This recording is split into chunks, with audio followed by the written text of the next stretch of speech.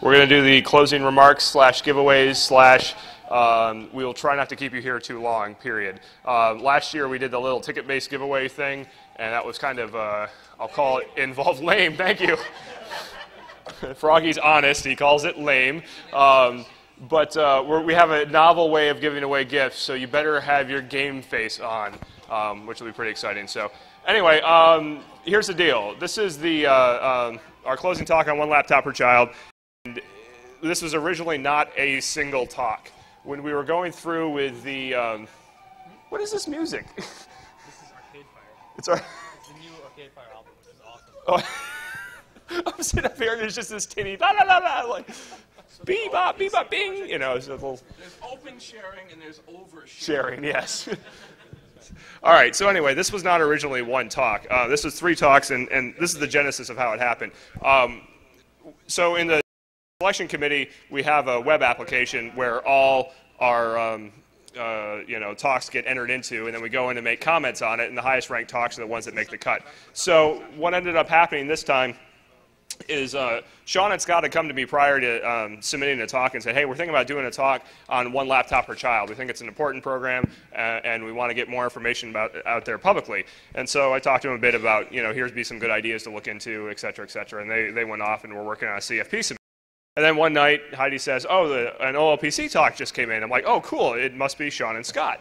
And no, it was actually Jason Scott down on the end. And I was like, uh-oh. And so then I tell Sean the next day, hey, some guy just beat you to the punch on an OLPC talk. And he's like, well, that kind of sucks. But, do what you got to do. So we kind of thought about it. And I was like, well, what'd be interesting is I know Jason. And for those that know Jason, you hopefully don't know him very well. But so I know Jason and kind of what he was going to talk about. I know Scott and Sean. And Sean tried to accost me in a gas station once in Pennsylvania. No, not me. Scott tried to accost me at a gas station. Because I didn't hire him. He says, oh, you're Bruce Potter, huh? Yeah, you interviewed me, didn't hire me. And like in some redneck, gas station in Pennsylvania, and I got a hot cup of coffee. I think I'm going to have to burn him to keep him off me. So I know they're not really going to present about the same types of things. And I said, your abstract different, so do you mind if I kind of squish your 2 talks together and do some kind of, closing keynote plenary thing? And they said, no, that sounds interesting. Heart starts thumping really hard as they figure out how they're going to do this, because they don't know anything about Jason. I've described him as a guy who looks like Wolfman Jack, and with an attitude to match, and they're like, oh shit.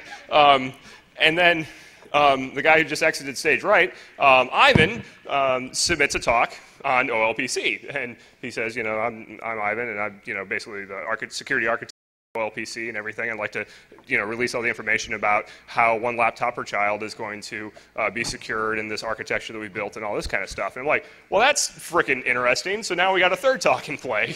And I've already glued these 2 guys together and basically told them, hey, we want you as this closing. So I say, okay, let's get Ivan in the mix too. So we glued all 3 of these talks together. So we got 4 speakers, 3 talks, all shoved together, all on the same topic, but all kind of taking a different slant at things. I'm not going to spoil any of their surprises or anything. I'm going to let them and all that kind of thing. But I really appreciate the effort that the speakers have gone to of getting together and trying to make everything flow. So we just get a round of applause ahead of time for putting up with us on this one.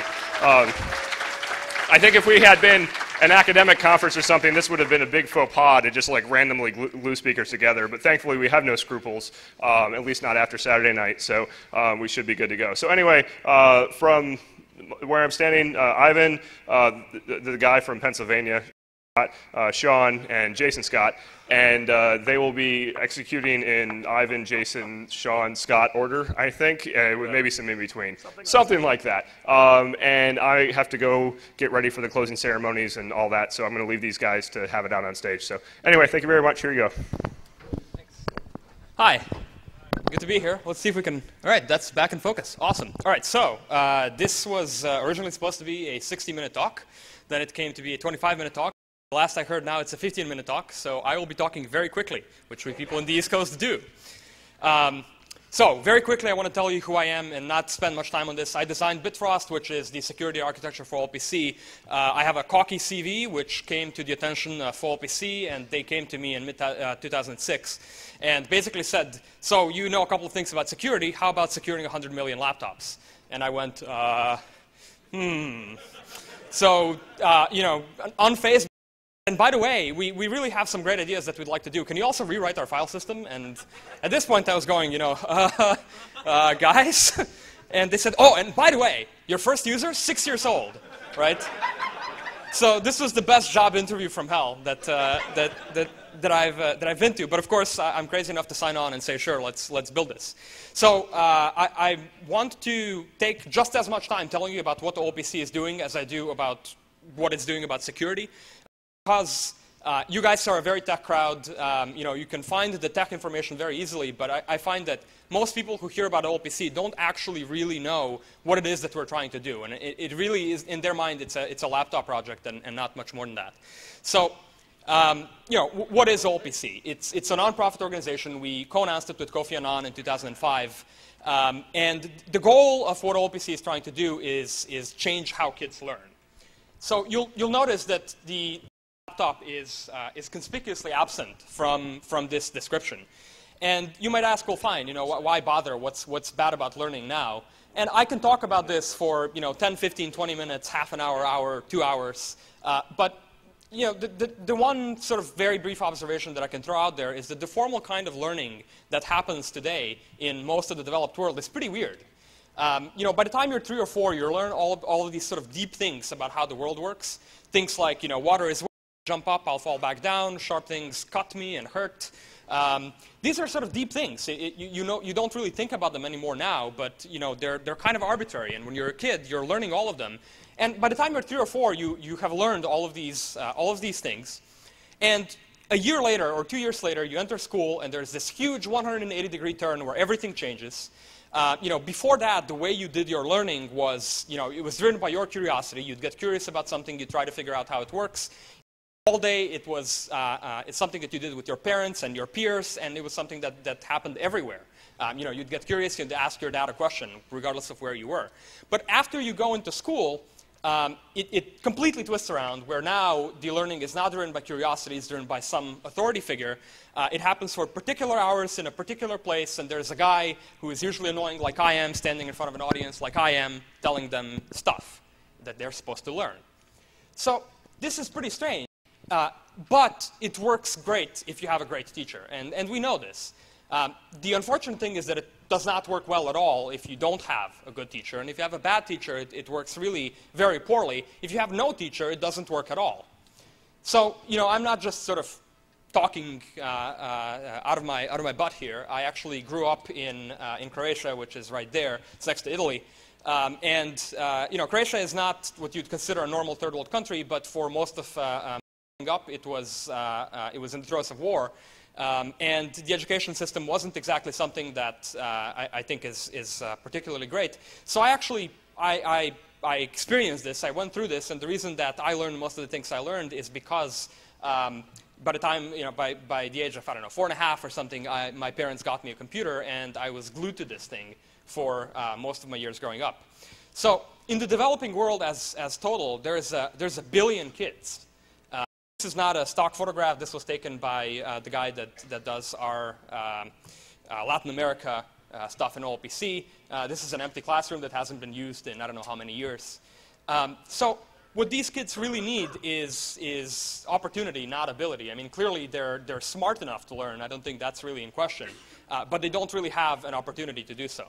So at this point, if you're trying to fix this, one thing you could do is you could say, well, we'll try and completely change how school works. We'll invent a completely new curriculum. We'll get everyone on board in every country. All of the schools, all of the teachers. We'll re-educate everyone, and it'll be great.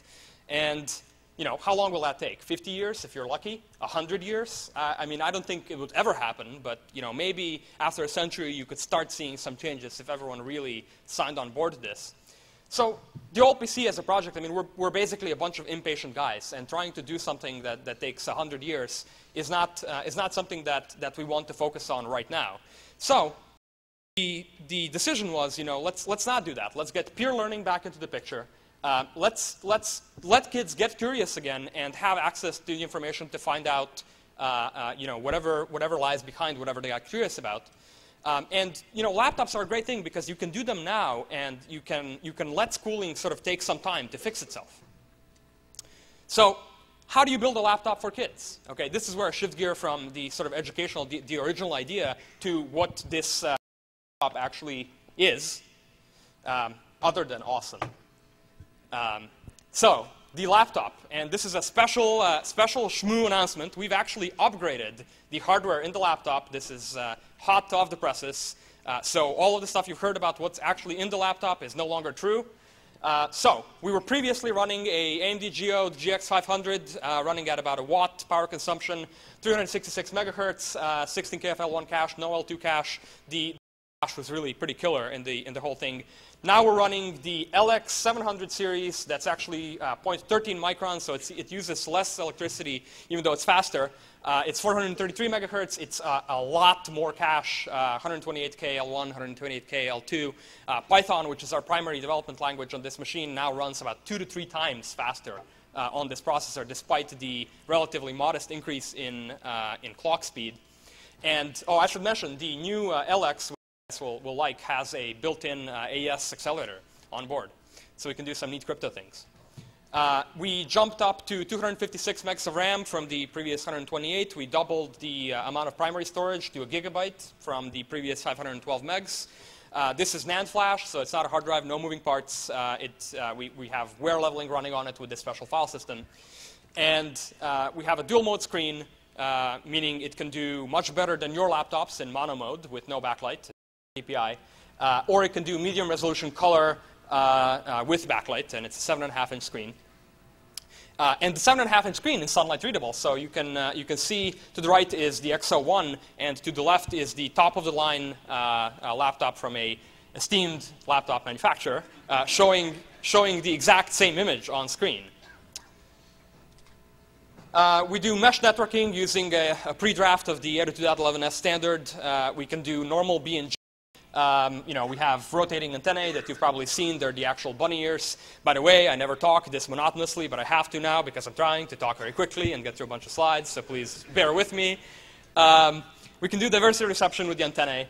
Mesh stuff should be familiar to most everyone in the room, basically ad hoc peer-to-peer networks that you can route through. We have a bunch of USB ports. We're extremely flexible in our power input, so you can really power this with just about anything that makes DC electricity. Reasonably fast camera. We can do about 15 frames per second.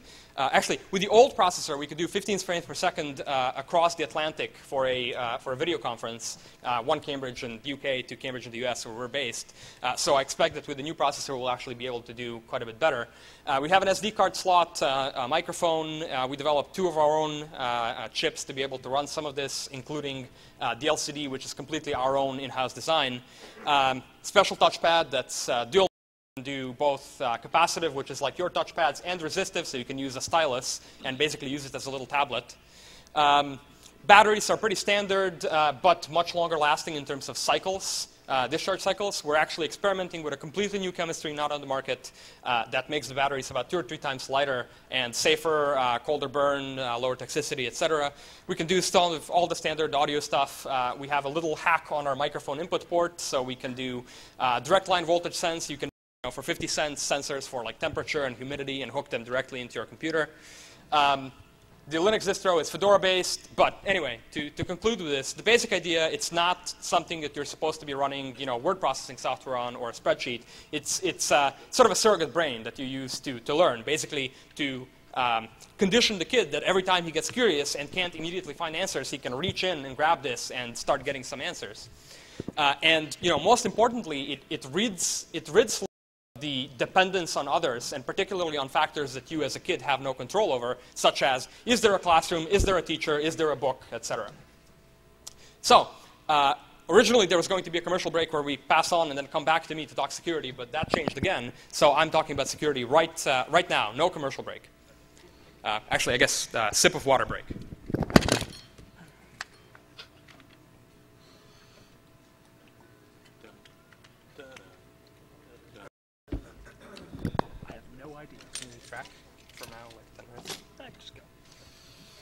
Okay, learner's machine. So, how do we not do security? We can't lock it down, right? Every vendor that we've talked to says, oh, security for this is really easy. Just don't let the kids run anything that you haven't signed yourself. And of course, this is brain dead. But even if it was viable with our educational model, those of you who have experienced systems like this before know they don't work as a security measure, right? Because the signature verification happens on the binaries before you run them, but that says nothing about you being able to corrupt them while they're running and do whatever the hell you want to the rest of the system.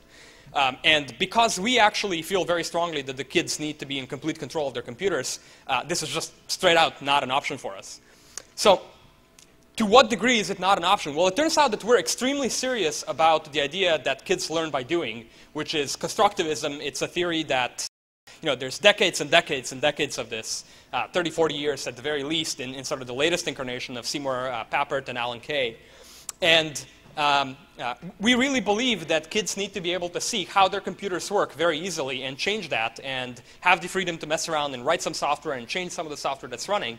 And we're so serious about this that we were thinking, how do we bring source closer to kids? How do we make it so that the kids that are curious can really easily see what it is computers are doing? So we stuck a view source key on our keyboard.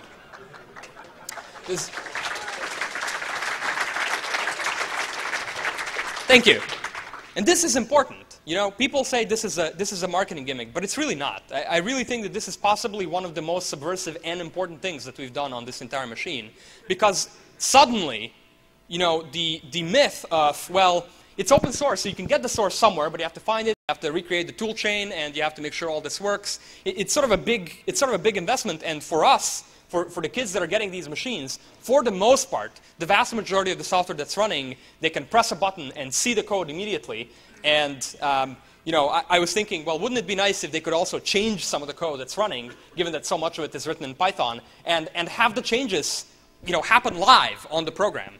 And Python doesn't really let you do this, but I went to Guido van Rossum, who wrote Python, and said, I really wish we were able to do this.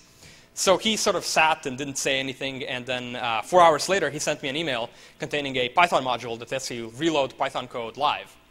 And I said, well, there are a couple of things that we'd still like to do on this. So Guido will actually be spending quite a bit of his time in the coming months helping us out with part of things. He'll be implementing the view source stuff. He'll be doing quite a bit of hacking, and I'm very excited about that. So here's where it gets scary for the security crowd, right? We have this display where you can see what your friends are doing, sort of like a buddy list that actually shows you, like if 4 of your friends are drawing together, you can see their 4 icons around the drawing program. And you can ask to join their activity. You can ask, can I draw with you guys? Now, if you don't have the drawing program, what we would love to have happen is for your machine to transparently use the drawing program and then run it on your computer without ever asking you. Okay? Isn't this the greatest idea ever? Show of hands. So, clearly this is sort of frightening.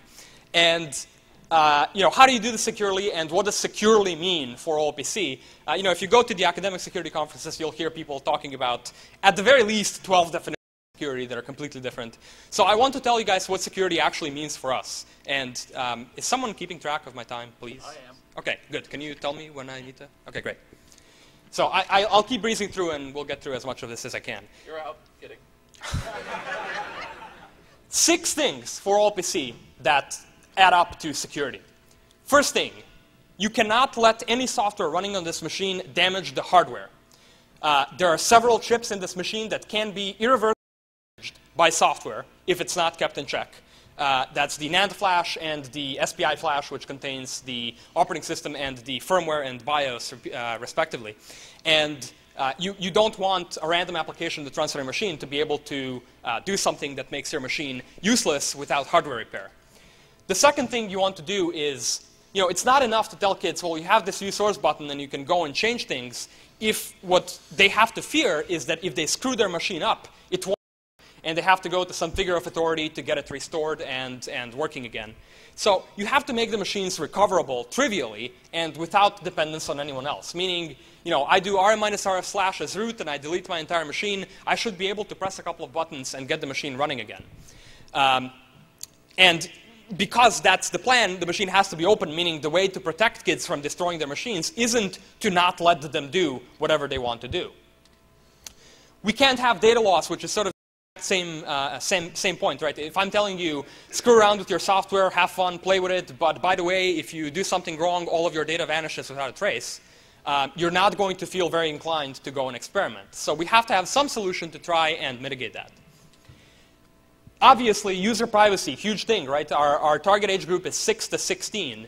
And you really, really want to make sure, given a microphone and a camera and 6-year-olds behind the wheel, that you're doing your best about protecting their privacy. And finally, the one sort of vector that isn't protecting the user of the machine is you don't want these to be used as a great staging platform for attacking other people.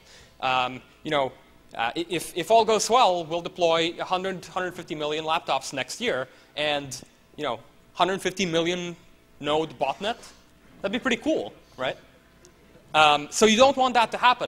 Make it hard as much as possible. Finally, the last one, the most controversial one, we want to keep the laptop under control of the owner, meaning both that software shouldn't be able to hijack the laptop from the kid, but also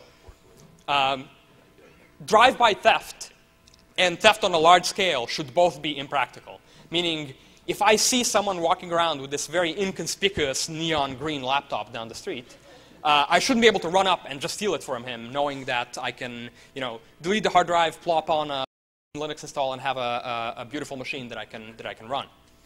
So, while we're doing so, if you thought this was hard, it gets much more fun. We can't have passwords because 5-year-olds don't take the passwords well. We have this data. It doesn't work. You can't depend on passwords. We have to be secure out of the box because you can't depend on there being a lifeline for updates to flow in, every patch Tuesday. The design has to be open. I mean, this one is a no-brainer, but if you talk to vendors and some of the proprietary companies, they still balk at this, right? So none of the security stuff we do can depend on secrets in hardware and in software. Secrets meaning not crypto keys. Secrets meaning, we're not going to tell you how this security mechanism is designed, right? That's nonsense. So we can't do that. No reading is sort of a harder version of no passwords, meaning, no matter what happens, the security system will not weasel off responsibility to the user, right? We're not going to show you a dialog box saying, here are the headers of this TCP/IP packet that's inbound to your machine, and if you now have read Stevens and know TCP/IP and your operating system stack, you can make the correct decision into allowing or not allowing this packet. I mean, that's crap, right? It's not security.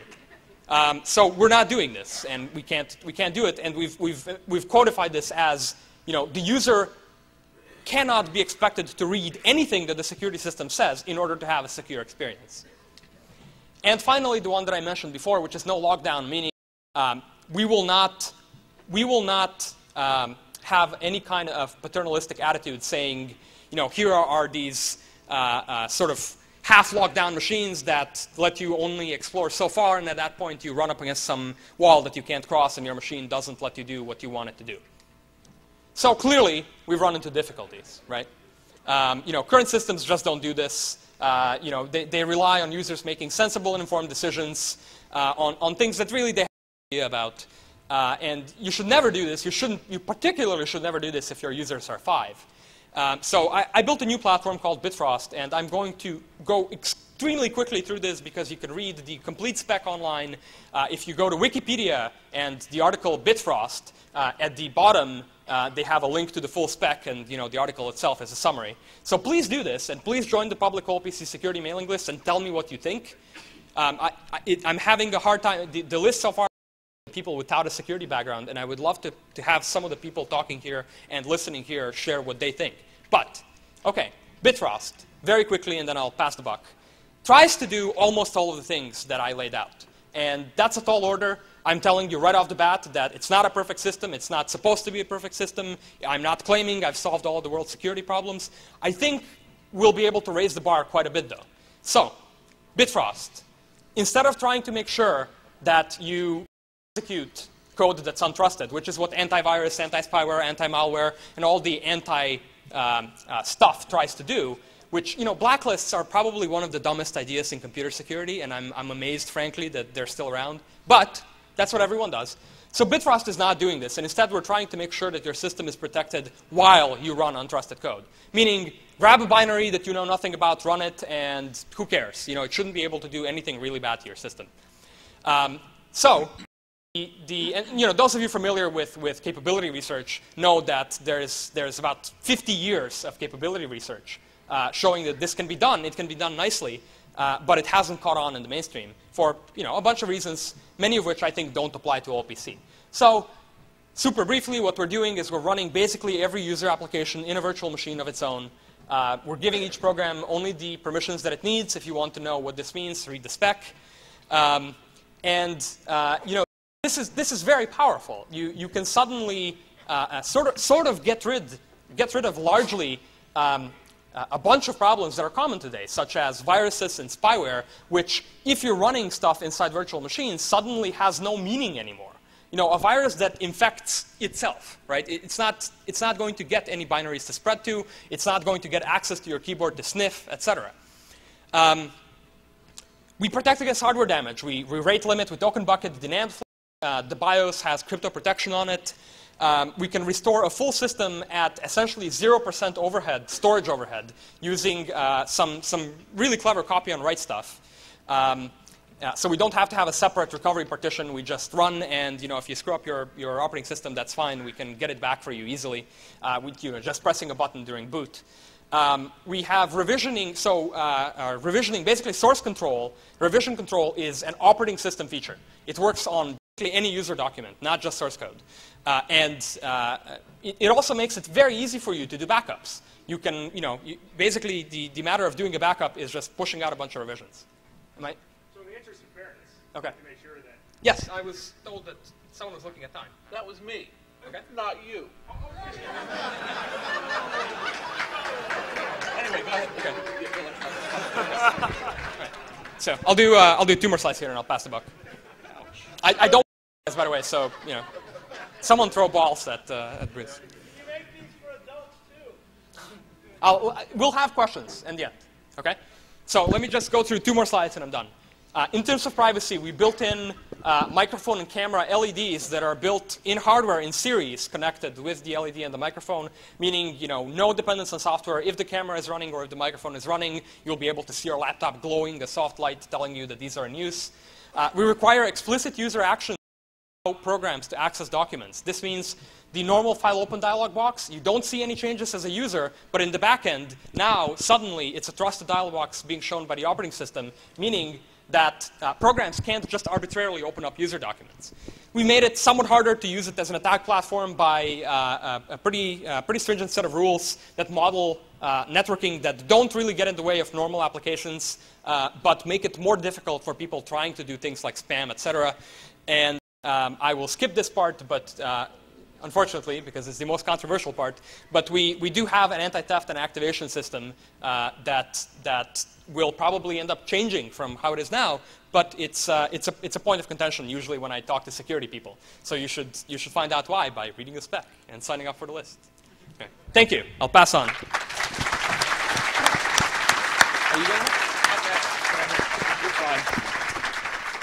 Hi there, my name is Jason Scott. Bruce was actually wrong. When I actually applied for this talk, it was for the One Lap Dance Per Child project, which was my program to send sex workers and strippers throughout the world to change their opinion of America. But unfortunately, that didn't happen. So what I'm going to very quickly cover right now here are 3 very important things: GOTSA, molasses, and electrocution. Basically, a little bit earlier this year, I said 200,000 people. And the reason that happened was because I was hot linked from a bunch of MySpace pages.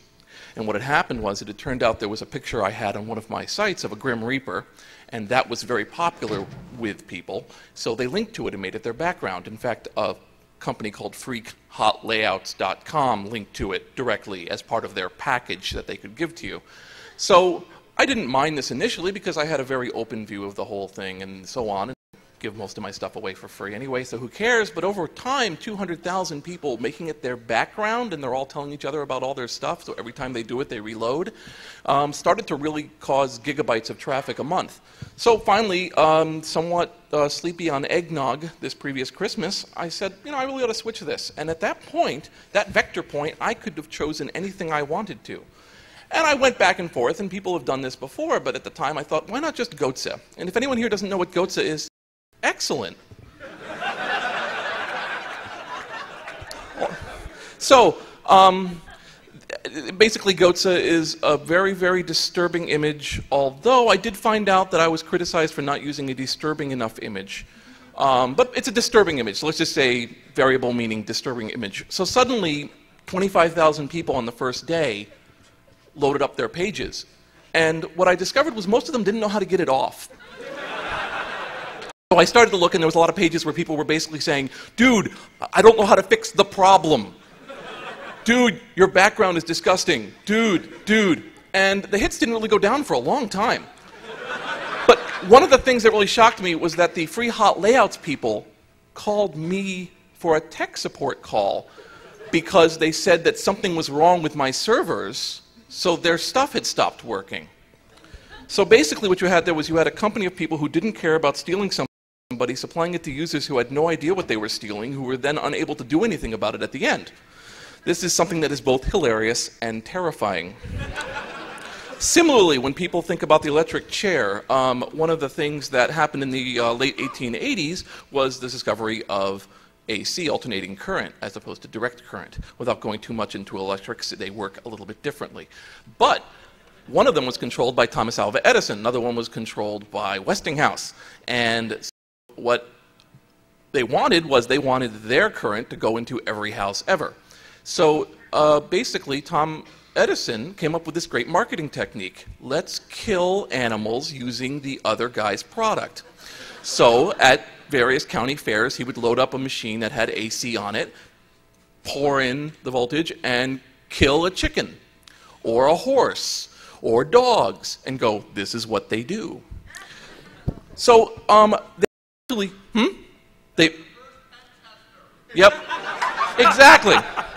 So eventually, showing great forthright thinking, the state of New York decided that electrocution was going to be their new favored standard for executions.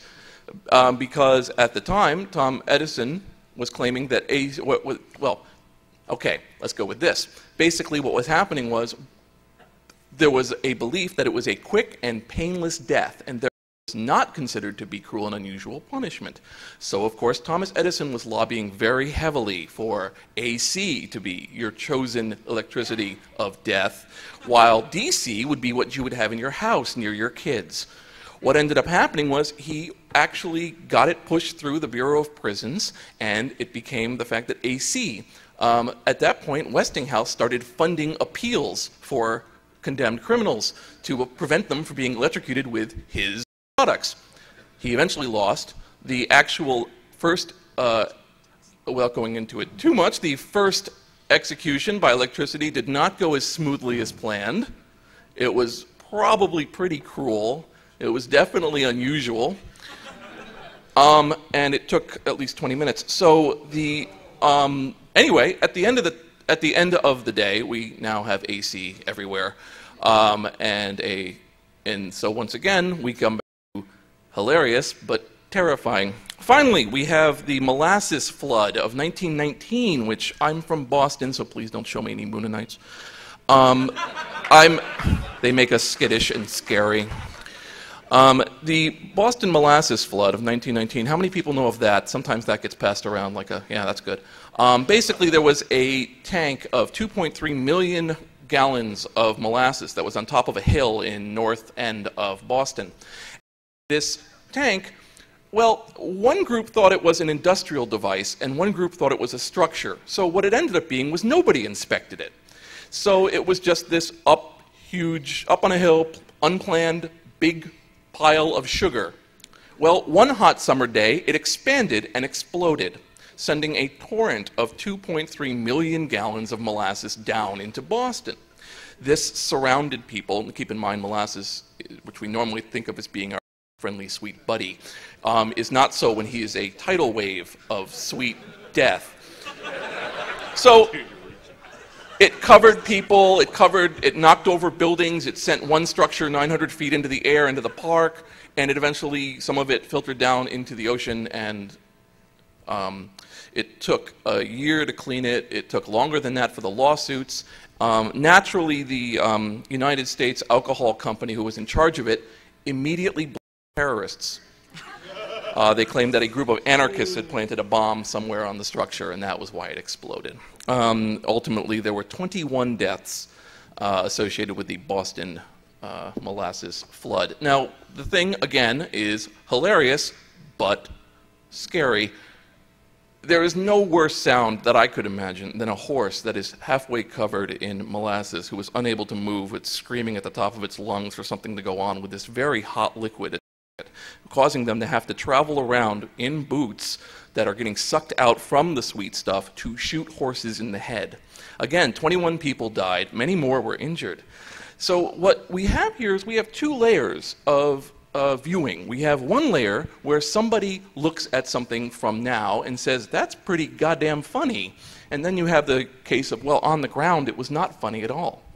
And if you ask me, I say that a lot of security is an intersection of the ludicrous and the dangerous. You have a case of you are in a job where you spend a large amount of your time endlessly preparing for every contingency that could possibly be and hoping that it never ever happens. On the flip side, you have the case of situations occurring that nobody expected was going to occur, and you are expected to immediately respond to it as if you had planned it previously.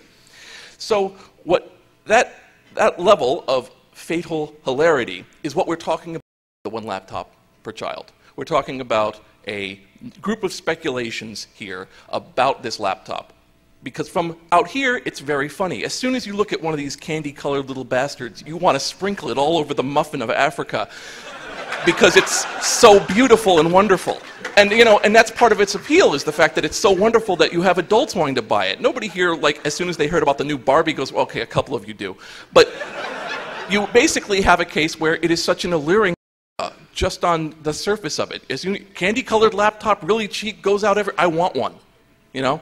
It's rare that you want to, you know, you don't normally hear from the Red Cross, oh, the Red Cross is going to dump food. Give me some of that.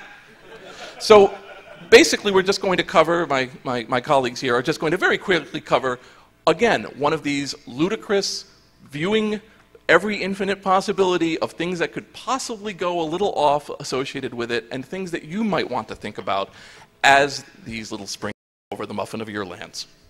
That's all.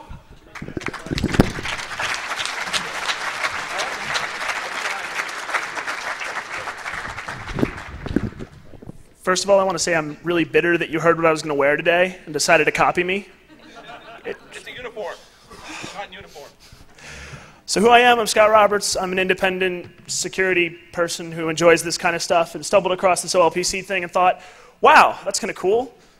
Like everybody else is thinking, but 100 million botnet, that's not really as much fun. So my disclaimer.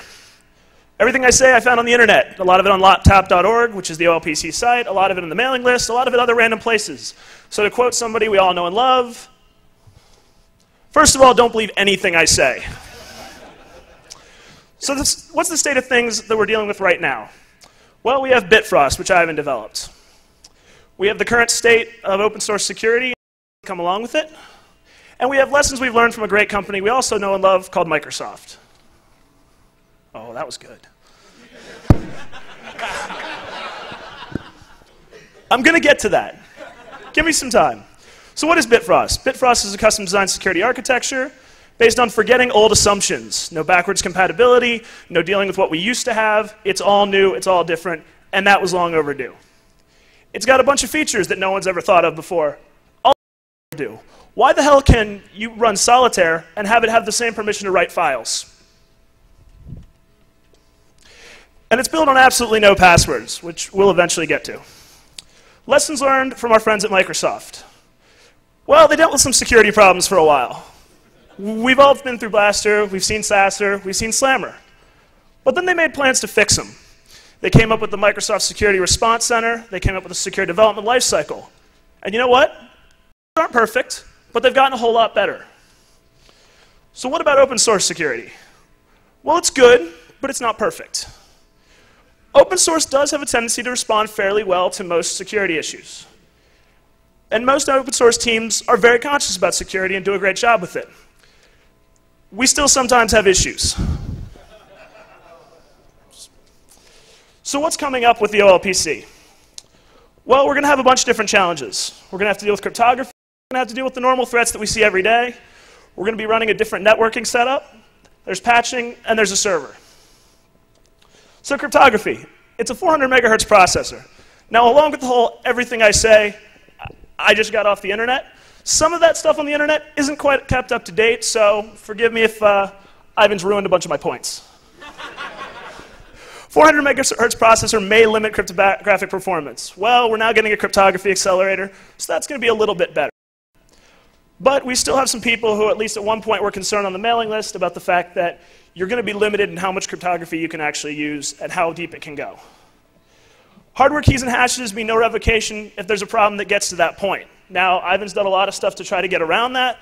It's still something that might, at some point, have to be dealt with in that terrible and hilarious situation. Permissions for the keys are somewhat ambiguous. This is being defined a lot better as things are going along. Unfortunately, Ivan's got him and his team that I guess updating stuff on the website isn't priority number one. Students can request keys that allow for what? And what about when you're an open source developer? What can your key do? Can you install on everybody? Can you install only when people give you permission? These are things that are being hashed out, but are things that need to be considered and we need to be concerned with. Other challenges that have to be dealt with is the fact that cryptography is considered munitions by the United States government.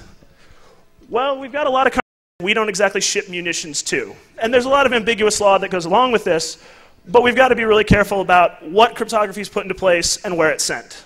So the definitive answer is maybe. Immediate threats. This is the stuff you folks deal with every day. We have service attacks. We have web threats. Cross-site scripting. Who saw JIC2? Did that scare anyone? Okay, I guess so. We have phishing and social engineering. You know, again, we have an untaught user group. They don't know. If you tell them this is a fun game, you should try it, they may end up solving 500 million CAPTCHAs for you. OpenID. A lot of the authentication with web-based stuff, since again, we don't want to deal with passwords, might be based on OpenID. Ben Laurie, I think, is somewhere around here, and he's shown that there's a lot of interesting applications as far as phishing that come along with OpenID. It's been the past year, it's been nothing but malformed input. How many people really feel comfortable using Word right now? And you can borrow stuff. Part of the whole beauty and goals of this project is to make all applications shareable. Well, what about when your friend tells you he's got this really awesome Drug Wars game, and by the way, it has a mass mailer associated? I thought so. So next generation networking. We're doing IPv6. Now, there's a lot of stuff about IPv6, but how much do we really know about it? This is going to be the first, maybe second major deployment if you count the US government. IPsec, I think Ivan had an opinion on that he gave me earlier today, which, yeah, probably not. Mesh networking, how cool is that? This is one of those things we've wanted for so long. Unfortunately, it comes along with some fun things, like really unique DLL solutions. What about when you're the last guy in the chain that's connected to the internet? And unique sharing and a possible propagation place. You know, what happens when somebody manages to exploit the drivers for the Wi-Fi and suddenly you're propagating via mesh networking? That's sure a lot easier than going through a router. The server. We don't really know yet. Ivan's told me a little bit more about it just talking today, but the point is it's not online. You can't review it and see it. Is there going to be a Bitfrost server edition? I'm going to say signs point to yes. The internet has to come from somewhere. That means it can be stopped from somewhere. You have backups and programs all running off this server. Patching also is kind of an ambiguous thing right now. It's talked about. There's some mentions of it in various libraries and things like that, but we don't really know. And what happens when your server dies? You know, if everybody goes along with the CIA triangle, availability is part of the deal. So if you don't have a server that's your internet, your backup, and everything, where are you going to go next? So what needs to come later? First of all, a security response program, going back to what we got from Microsoft. You're going to have to deal with threats. It's just a matter of time. I give a lot of credit to the OpenBSD guys, because whether you consider it an actual exploit or not, they did a really great job responding to a vulnerability in a quick and organized manner. How are you going to detect when there is a problem with the OLPC?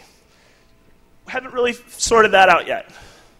Remediation, there's a kill switch, there's going to be the ability to patch, but what else can be done if there is a node on the network that's having problems?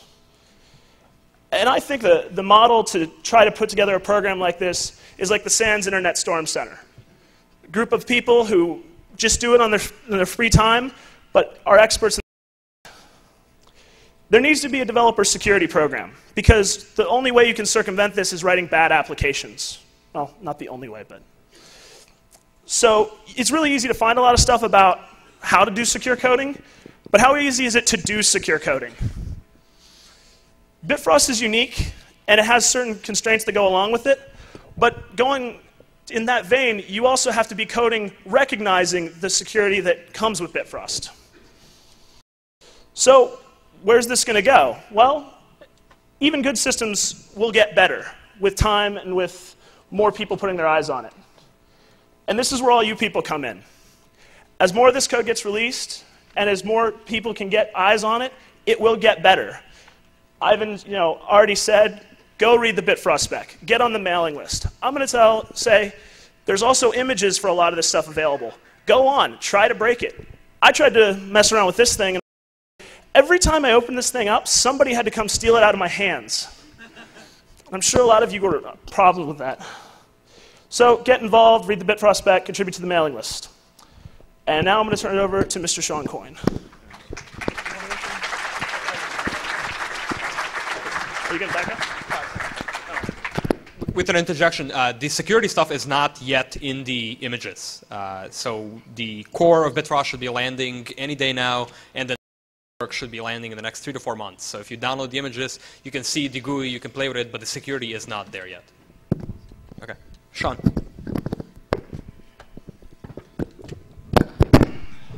All right, so I'm Shmoocon. I don't have time for the typical presentation foreplay. I'll just try and blow through this quick. I'm part of Vulnerable Minds with Scott Roberts. If you want to know more about me, I guess just Google it. My slides are on yours, man. Oh, God. Do you have a Google? All right. So where to begin? So you've heard what Bitfrost is trying to do, what OLPC is all about. We have historical examples of where technology and just unintended consequences have gone wrong, and we understand there's still a lot to do. So just how bad can this potentially get? I'll try and keep it realistic in my doomsaying. During the whole brainstorming process, somebody suggested to me the idea that the kids will get spam for online pharmacies and then they'll be running around Africa hopped up on herbal Viagra. I was like, I'm going to put that in scenario. Thanks for contributing. And again, there's an immense amount of good in OLPC. I don't want to come up here and be the negative down on OLPC guy. If you would like to hear the singing of praises of how good this potentially be, please go to laptop.org. This is all hate right here. This is just the negative side. So OLPC represents what I think is kind of a step in technology for technology's sakes. People that are all about technology, that are enthusiasts, that love it, sometimes get caught up in the misconception that technology can just solve all problems. Like, we'll just add laptops. Technology will fix it. Like, step 1, give kids laptops. Step 2, not really sure. Step 3, utopia. Like, this will work. Not necessarily. A laptop, in and of itself, a computer, just does not equal education. There was a huge drive all through the 90s, thank you, to get schools wired, to get schools the internet, to replace libraries with computers. Not a lot. The computer itself can't teach. It's mostly about content and the teacher and the curriculum, and do these things fit together. So there's a huge dependency on content and what's being developed for this OLPC for that. Then there's the design of the OLPC itself. The computer itself is a learning machine in as much as it's made to be malleable in the field. There's the press source button. You can see all the code. You can swap out parts. As far as creativity of the kids and interest in the technology, it's fantastic for that. At the same time, that's its weakness. It can educate through people changing it, but through people changing it, they can disregard or nullify all security concerns, make it into something totally else, and basically, well, throw away all the good work Ivan's done, turn it into whatever they want. This can be good or bad. This represents basically, thanks, just an organic experimentation in technology and culture. Like, we're just going to put the laptops in there and see what happens. There's not much more that you be done through that. OLPC realizes that, and beyond a certain degree, they realize that some is just not controlled. And of course, one of the biggest things is how many Star Trek fans in the audience? Oh, that few? For those who don't know, the Prime Directive, originally developed by Margaret Mead in anthropological studies, but in Star Trek universe, the Prime Directive stated that as they're flying around on the Enterprise, if they come across a culture that doesn't have warp drive or doesn't have faster than light travel, they won't contact them, because that would offset their own cultural development. And you'd artificially bias that. OLPC represents that in a pretty serious way. Not so much the computer itself, but everything that comes along with the computer, basically the pipeline to the internet that this thing comes with. So you have the internet itself, which is culturally dominated by Western society, at least 50, go us.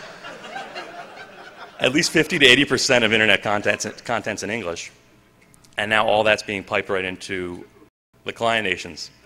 Most of that's German. All that stuff is being piped right. All that stuff's being piped right into these client nations. And we're not really sure who's ready for it. Like, are these cultures ready for YouTube? Like, if it's just the unfiltered internet, just have at it. So now, again, what potential problems are we looking at? First off, social engineering and spam on these kids is going to be a big issue. They're already trusting in the goodwill of Western society. They gave us these laptops. They must be good people. They wouldn't, you know, nobody's going to steal from us until, you know, what other... until they get an email that says, hello, I am executor of an account from the promised land of New Jersey, and recently our governor has been deposed, and now I am treasurer, and I need to get my money out. So if you're set up an account, kind of a new twist on an old favorite. So, and who knows what else there could be. So there's a ton of potential social engineering and spamming concerns just for the kids, just for that generation, or that generation, age group that is so potentially vulnerable. As far as user education, we don't even have user education in corporate America, who you can. And of course we got your typical environmental concerns. You can't just take a laptop once you're done with it, toss it into a landfill. You're not supposed to. Projected lifespan on these is 5 years. That's great. And people are going to swap parts out. They're field upgradable. Also fantastic. But beyond that, or once they break down and the kid can't fix it himself, where does this thing go? Are they just going to end up littering the streets? Or like once the kid is confused to the point he's lost interest, is just hooked out the window? These are a lot of questions I just don't have answers for, other than putting them out there. Jealousy within the family. Are the older kids jealous that only 5 to 12-year-olds get this? Does the rest of society going to want one, and who services those needs? Are families going to want to run their businesses on it? Does dad use the laptop at night to balance the books? Who is supplying the demand for technology that's going to follow this? And is there an infrastructure of low-cost technology dealers to supply to third world nations? There's not going to be, and then what's going to fill that gap, or what's going to fill that hole? Health and social development of the kids. Recently, was it Taiwan or India? I think Taiwan, after the coup, canceled their order for OLPC. Okay. The education minister cited some examples of, like, it'll make kids lazy, they'll get carpal tunnel syndrome, we're not interested. It probably had more to do with the fact that these things aren't made in Taiwan. But the point being, those are real concerns. Kids play too much on games, kids get carpal tunnel, you know, develop poor eyes, whatever you want to say. If that happens, I heard somebody just scream out ADHD. If that happens, is some uppity politician in that area who wants to like demonize some other group going to say, look at what happened? These people gave us laptops, turned all our kids into like no attention span, made them just like Americans. God damn them! And then that just comes back on us as another negative spin. Okay, so who are the potential bad guys? Who is potentially going to make a concerted effort to really just pervert the good intention of this thing? First, don't get ahead of me. First group, the client nations themselves. What kind of insurances do we have that they're going to use this in the spirit that it was intended? If we provide these laptops, it's the government paying for them, and they're distributing them supposedly on the premise of one laptop per child. That's great. But are they going to see it that way? Even if they say yes, are they like, well, we're only going to hand it out if we put a Trojan on it, and we're going to monitor our people. We need certain modification before we distribute these for the good of our people. Are they allowed to watch are they allowed to set up national firewalls like China does, monitor content, limit the amount of information that gets in? You know, like, oh, we only let in our special version of Wikipedia where we tell the people what their history is. We don't let like any kind of open source, anything like that. Again, not in the spirit of this project. What are the odds that some culture is going to want to turn one of these things into a tool for just crushing civil liberties and monitoring their Oh, so every kid is going to have one of these, huh? Well, this is an excellent opportunity to track the little bastards and make sure where they're going inside my country, because I'm a military strongman and I crush my people's hearts. And then, of course, there's the military applications. Who knows about the Department of Defense's Advanced Warfighter Program? It's a idea, yeah, concepts to modernize the battlefield, connect soldiers, you know, command control, intel, all that stuff. There's a whole bunch of stuff to the suit, but specifically communications and the technology aspect, they've got some impressive things.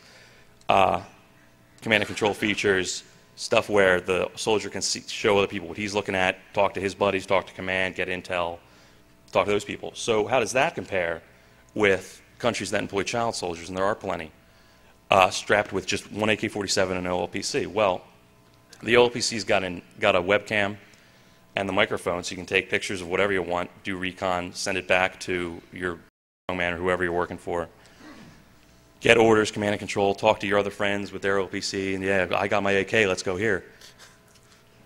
Track movements of your soldiers, online chat. Basically, just with Google, you could basically, and an OLPC, do all the stuff that DoD has spent millions of dollars to try to do. And you'd want to use the OLPC for it for these reasons. Chipset's hardened, it's lightweight, it's small, it's human-powered, and it's multifunctional, and worst of all, it's innocent looking. And of course, as my friend said, now, radical fundamentalist, terrorist, what could they potentially want to do with this thing? Basically all the common stuff they want to do now, but now they have a pipeline right to these kids, potentially. Propaganda distribution, that will be a huge element. No laugh on that one? So, distribution of Trojans, there's just so much computing power now because of these, that doing a large-scale botnet or doing a large-scale DDoS would be easy. You wouldn't even need a Trojan necessarily if you had done the propaganda right and you distributed it as a game and just say, like, all right, here's a list of IPs, here's the ping buttons and packets, at this time, this date, everybody just go do it. Perfectly feasible. And then, of course, we all love the Anarchist Cookbook. I don't know about you, when I first got online, one of the first things I went to download for after the porn was Anarchist Cookbook. I don't know what it is, but I got to have it. Like having fireworks or a lighter, just as a kid, you felt dangerous and you're like, get some of that. So that's already out there. All it would take is anybody who's in one of these groups, an Al-Qaeda or Fatwa, Hamas, what have you, just write it up, put it on the internet for all the kids to have, and then that knowledge is out there, and then as long as you can get into their heads who they should use it against, done deal. And then, of course, you have my catch-all general criminal organizations. 10 million known botnet is a pretty attractive amount of computing power for anybody, for whatever you want to use it for.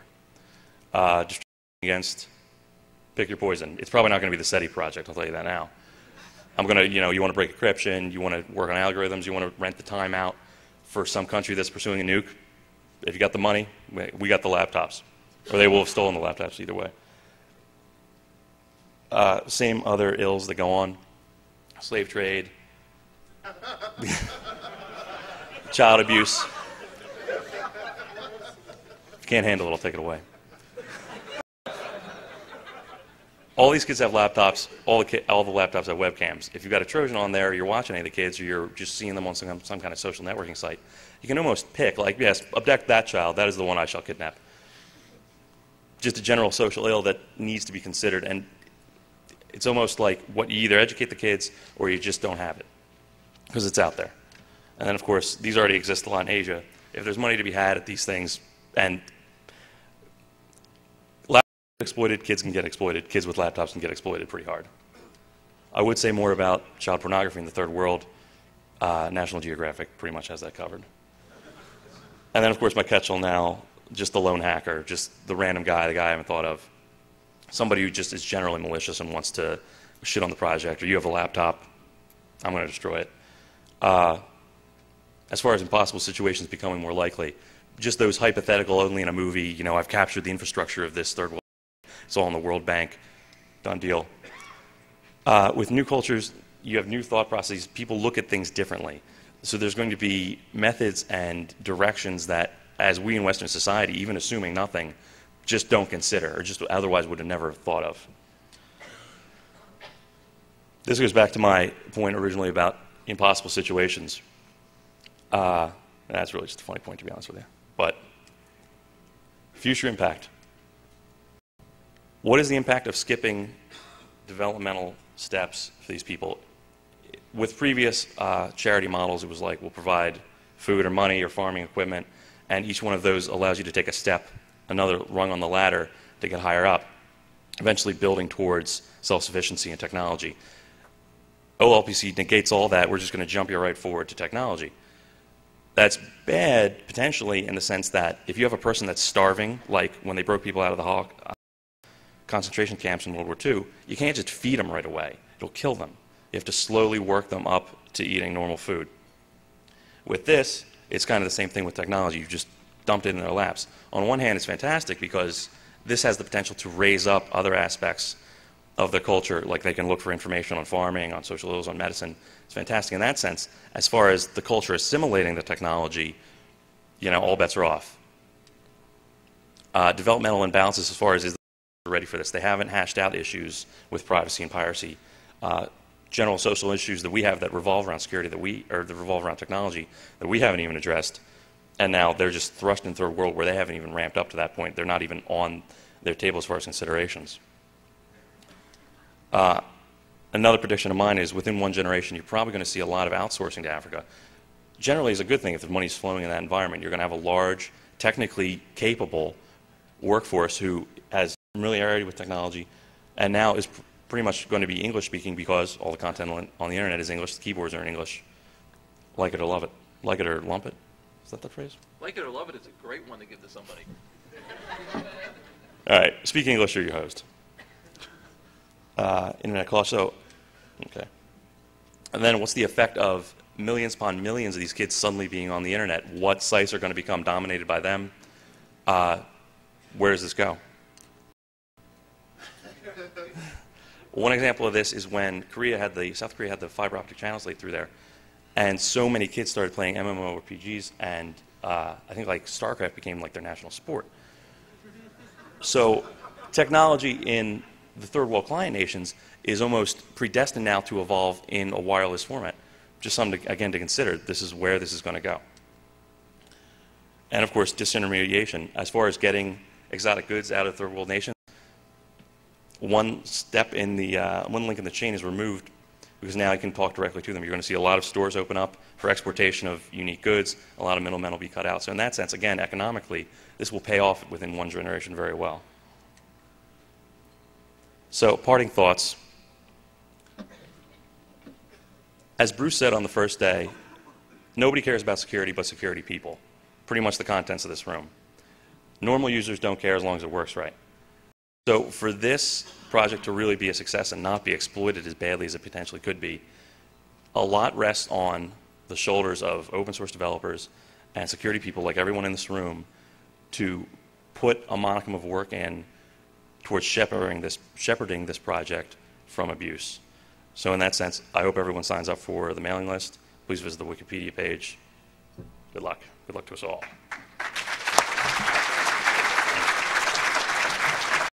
So, I know it's sort of, it's Sunday afternoon. You guys want to get out of here, and hopefully I will entice you to stay a little by telling you that I decided, so this is my personal XO, and we're running a little low on developer machines, so I can't normally give this one out, but I'll take some questions, and ask me anything, basically. And if I hear a question that I find really good, something that I haven't thought about, I will give you my personal XO. So hopefully that'll keep you in the room for a little bit. And I will, we'll just hit up for a few questions because we were able to actually somehow miraculously make this thing go together. After this, I will stand over there with one of these. So if you want to, I don't know, touch it. Yeah, sorry. I'll be in the corner. Okay, I'm told we only have 5 minutes for questions, so we need to make this quick. Yes?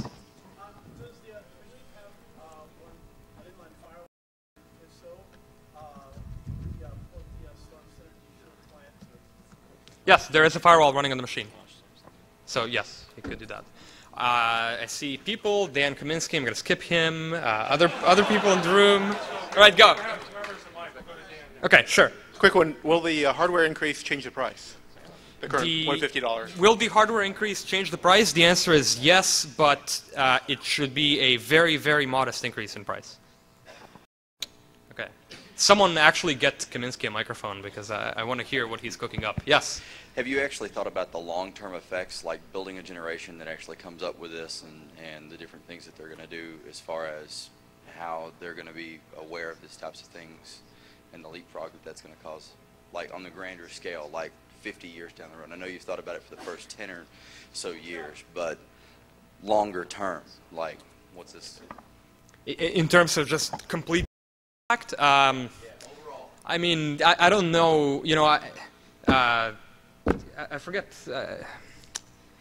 who it was. It was someone it was Mark Jason Dominus in the Perl community who said that he once had dinner with people who make predictions, and it was the worst dinner he ever had, right? So I don't know anyone who makes accurate predictions, you know, 5 years in the future and trying to, you know, a bunch of white guys sitting in Cambridge, Massachusetts, trying to predict world impact that 50 seems sort of outrageous to me.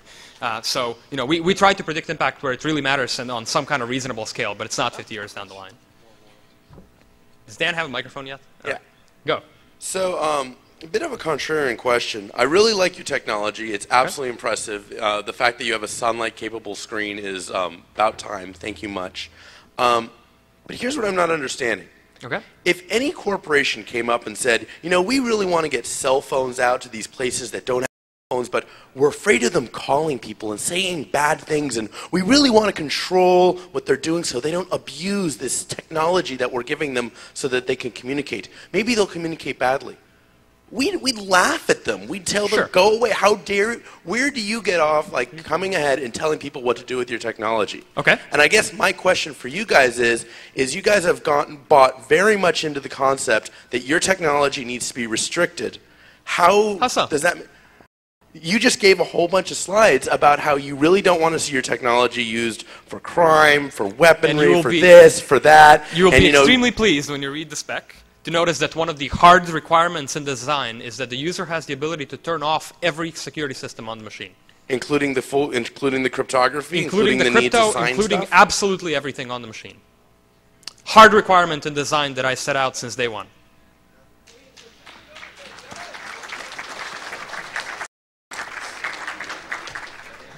Attention to the amount I'm hearing about restricting the use of the technology, and I got to say, none of that would. If it was anyone but these guys, they wouldn't even be standing here. Hey. So anyway. I'm Alien. We talked on the security mailing list a little bit, and just to build on what the last guy was saying, you have millions of laptops. You're distributing them to kids around the world. Cameras, they're running a unique OS so that an attacker can tell remotely that there's probably a kid sitting on the other end of this. Maybe. Probably. It's maybe. Possible. We talked on the mailing list about at least having some sort of logging of web activity or logging of IM activity, giving some basic education to parents. I haven't even heard the word parents mentioned in this entire thing. Don't they have a right to know what their kids are doing? And are this actually going to be incorporated into the specifications? Interestingly enough, we had an internal security summit at the OLPC this last Monday. There were people who were actually at Shmoocon in attendance, and I said that parental controls were an open question, and I would dare say we had some of the top experts in the field in the room. There was unanimous consensus that parental controls in the standard idea of parental controls should not be present on this machine. Now, that said, the machine does something called a journal. And the journal keeps track of the kind of things that you do on your machine for your own purposes, right? So you can actually show me all the things that I did on my computer yesterday. And you know, parents ultimately can exert control by being parents and taking away the laptop, or actually, you know, doing the nice thing and parenting. And you know, if they're looking for a technical solution to not have to be parents and do parenting, then we're not going to be able to provide that. But if they want to actually engage their kids when they're using this machine, they will have the ability to basically, you know, have. I mean, they're not going to hide things from the parents. That's the journal. The journal does this already for the user, and you can, if you're a parent and the kid lets you look at, what you've been doing, you can use the journal for something like this. And it's not privacy invasive. It's not, it's not a backdoor. It's not a Trojan that's there to sort of wrest away control. But I see Bruce moving in. One more. We'll take one more. I'll take. All right. It's over here. Thinks that they have a really worthwhile one last question? Put I got your hand some. down, smart. I got something for you. Everybody here, when you're talking about the security, you're looking at the security impact. Who's talking? I can't see. Over here. Okay. Oh, right in front. Okay. You're talking about the security impact of outsiders affecting the third world nations. Mm-hmm. Now, you yourself said that you were from Croatia, you learned a computer when you were young. Mm-hmm. Look at you now. My concern is that in 20 years, my concern is that in 20 years, you're distributing 100 million plus computers to third world nations that have no economic development structure in which they have any realm of having any common amenities in their country. So now what are they going to do? They're going to be, in 10, 15 years, the people that we're fighting against here. I mean, is there any impact or any studies or anything that you've thought about in regards to your training the hackers of tomorrow that are going to impacting the security of everybody else? I just want to throw out one thing about that. I was talking to Dave Attell last night at the Felix, and he mentioned something about a GPL version of Canvas for this thing. So if anybody can find him and find out if that's going to go into production, I'd really like to know.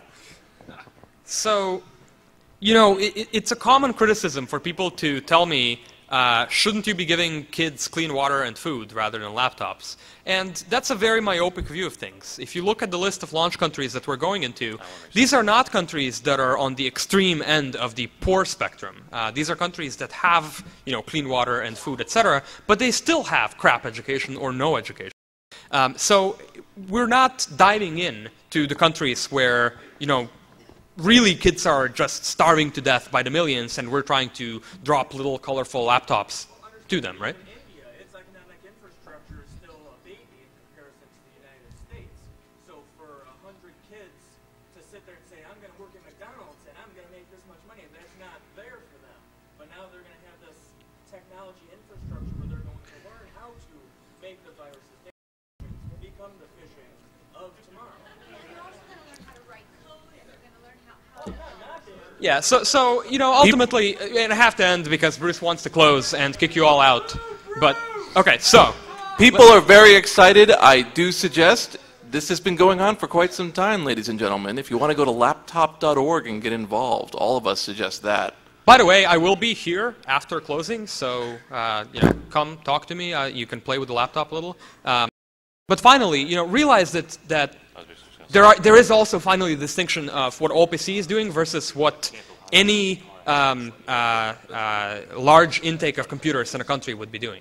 And a number of the problems I heard mentioned, for instance, by Sean, not just in the questions, are really problems that are inherent to a bunch of computers showing up in a country, not necessarily to OLPC. So I think that the implicit assumption to the questions that as well, if OLPC wasn't doing it, then maybe no one would be doing it, and therefore we wouldn't have these problems to deal with. But that's not a very good approach to dealing with that question. So I hope that answers your question without trying to weasel it off. So I'll be here. Thank you. Thanks to everybody on this panel. I know this is